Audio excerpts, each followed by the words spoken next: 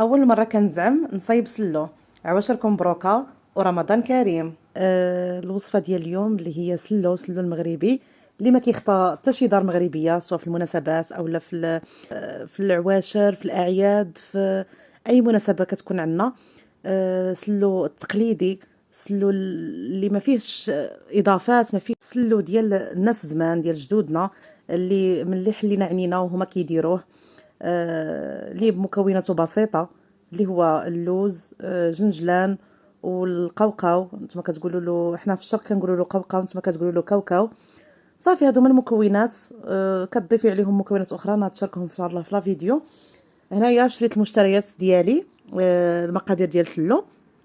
اول حاجه خديت جنجلان خديت هنا البلدي، خديت 2 كيلو ديال الجنجلان البلدي. خديته منقي الصراحه، ولكن عاودت نقيته لقيته فيه حجيرات، لقيت فيه، ما نكذبش عليكم نقول لكم منقي. غسلته مزيان، نشفته مزيان في الشمس هكا، خليته كينشف مزيان، ومن بعد نقيته، لان كما قلت لكم لقيته حالته. وصافي خديت هنا اللوز، خديت كيلو ديال اللوز، خديت كيلو ديال القوقاو، خديت هنايا سكر كلاصي كيلو. هذا ما فيهش النشا، هاد لا مارك زوينه، خديته يمكن ب20 درهم ولا. خديت هنايا البسباس، ولكن ما استعملتوش، غير خديته هكاك. خديت هنايا حبه حلاوه، خديت 10 دراهم بسباس و10 دراهم حبه حلاوه. خديت النافع حتى هو 10 دراهم، وخديت القرفه حتى هي 10 دراهم. يلا يلا، يعني مطحونه جديده، من الاحسن تاخذوها مطحونه جديده. خديت هنايا المسكه الحره، هذه الاصليه، ماشي ديك المزوره كما كنقولوا. خديت هنا الكوزه.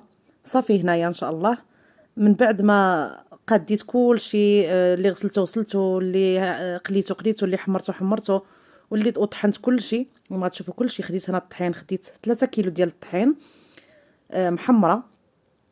خديت 3 كيلو محمره، ماشي 3 كيلو عاد حمرتها، يعني المجموع 3 كيلو محمره. خديت هنايا جنجلان اللي طحنته مزيان، ولكن ما عطاش الزيت، لان الهاشوار ما خرجتليش الزيت. خديت نفس الكميه اللي طحنتها مزيان ودرتها جنجلان. وخديت نص الكميه ديال اللوز حتى هي، نص هرمشته والنص طحنته هكا، ولا قريب معلك، وانما ما خرجش الزيت، غير قريب معلك وصافي. خديت هنا قوقاو تانيك، نص الكميه حتى هو طحنته مزيان. والكميه الاخرى كما قلت لكم غير هرمشتهم ب3 بيهم، سواء جنجلان او لا قوقاو وحتى اللوز. هنايا